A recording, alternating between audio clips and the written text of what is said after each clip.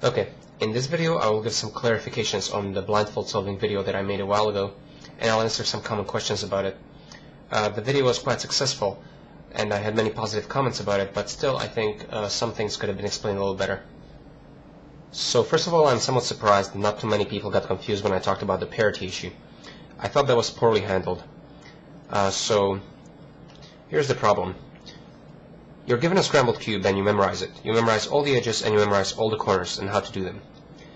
Now the problem becomes that if you do odd number of swaps to solve the edges, then recall we're always swapping these two corners as a side effect of solving the edges. Well, what happens is if you do this odd number of times, the corners are actually swapped from what you remember them as. So to fix that, you have to swap them one more time to get it to what you memorize them as. And we do that by swapping these two corners and swapping these two edges as well. Now you may ask, why should I swap these two edges? I just solved all the edges, like, why should I unsolve them? Well, if you recall, we're going to do corners next, and we always shoot something from here to its correct place, and we always swap these two edges back and forth. By the end, you're guaranteed that these two edges will come to their correct positions, and that's just because if you do everything correctly, it's impossible to run into a case where you only have two edges unsolved. This is an impossible state. I had to disassemble the cube to get it to this state. You are guaranteed that everything will just work out with those two edges if you do everything else correctly. So in particular, what you have to note is that once you finish the edges, you have to do the parity fix before you move on to the corners, because the corners are in their wrong positions. So the parity is done between edges and corners. It's not done at the end. Next. When I did the example solve, I had the first layer already finished. Now this confused some people because it seemed like I was doing the Friedrich method blind or something. That was somewhat of a mistake on my part.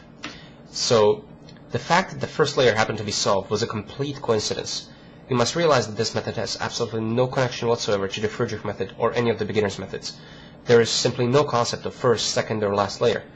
Every single corner or edge has a unique position on the cube where it needs to go. We simply solve one piece at a time by shooting them to their correct places from the buffer position, one by one, until we are done. The order in which we solve these pieces is completely determined by the random order in which they come into the buffer positions. We just solve whatever is in the buffer at any point. Now, I just wanted to give an example solve where many of the edges and corners were already solved so that it was quick. I don't exactly remember why I made the first layer solved in particular. It could have been anything that had many of the random edges or corners solved. For example, this could have been a better example because it's very short to do. Many of the edges and corners are already solved. Right, so this would be very easy to solve as well using the blindfold method because we don't have to solve many pieces. That would have been a better example. Next, one person asked if there was a difference between green-orange and orange-green. And of course, yes, there is a big difference. So here in the buffer position I have the orange-green edge. You always call the one on the top first. So this is the orange-green edge. This is the green-orange edge. And you solve them differently, of course, because remember that the T permutation swaps these two edges. But you also have to consider what stickers of those edges are solved. So this is the green-orange edge, and it has to come here. But in particular, this green sticker has to replace this orange sticker so that it's on the green side here. So when we move this edge to this position so that they're ready to be swapped, we must make sure that the orange sticker of this edge is on the top because we want the green to replace it. Remember that the T permutation preserves orientation on top, so this sticker of this edge is swapped with this sticker of this edge, and these two stickers are swapped.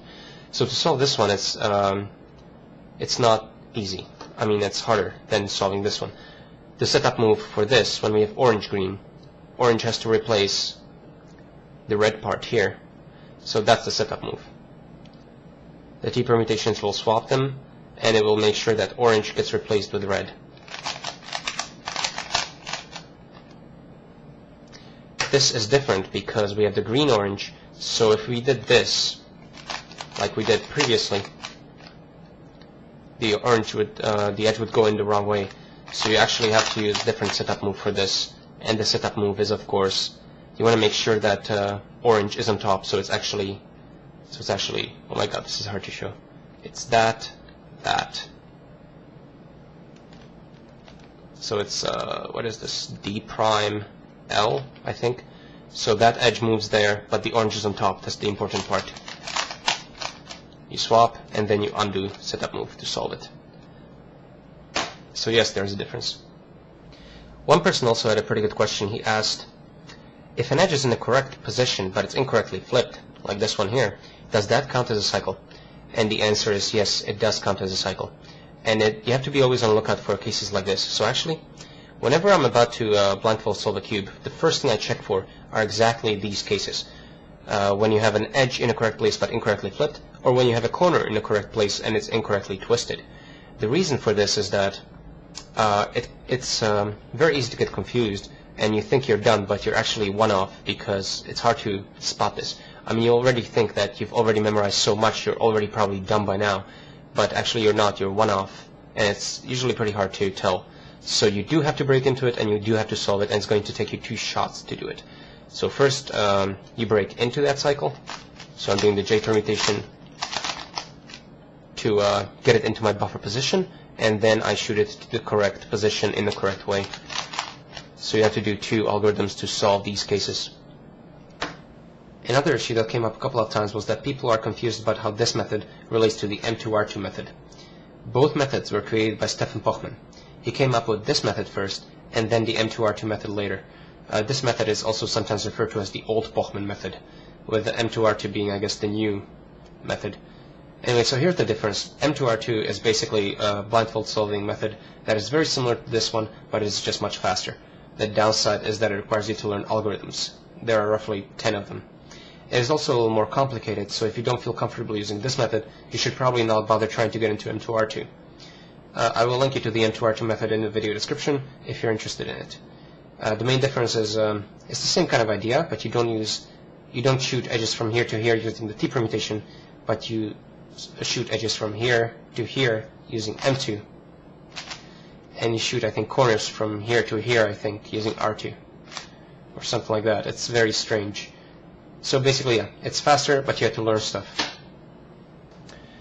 Last question that I received a couple of times was how I keep track of what positions are solved and what positions aren't solved.